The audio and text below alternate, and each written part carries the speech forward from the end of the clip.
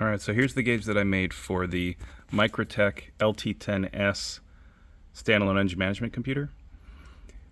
You can see this is my gauge here. I'm getting the map sensor reading direct from, you can tell, like, I'm just going to push my foot on the accelerator here. Starts to get some of the throttle. As you can see, it graphs it in the background. My intake air temperature is there. Let me zoom in. So intake air temperature as well. And we can swipe through. I originally designed this for OBD2, so you can see 150 degrees is my coolant temp. Speed and RPM, or you can look at it like this. So because I designed it for OBD2 compliant vehicles, things like engine load are not going to populate because it's just not designed for it. It does get my voltage though from the ECU as well, but again, we won't have engine load, fuel pressure, oil temp. Of course, there is no malfunction indicator lamp, so that doesn't matter. But coolant and intake temp are also from there.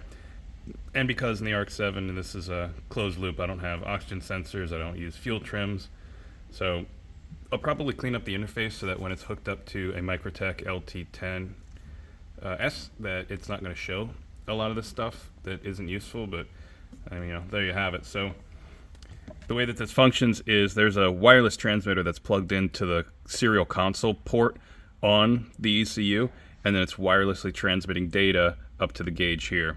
So if we go ahead and fire this thing up,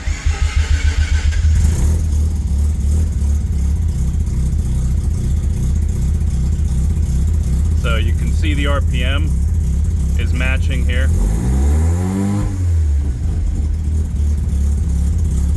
If I want to take a look at, here, I'm mainly going to use this for boost, so I'm going to show you the boost, but here's the boost.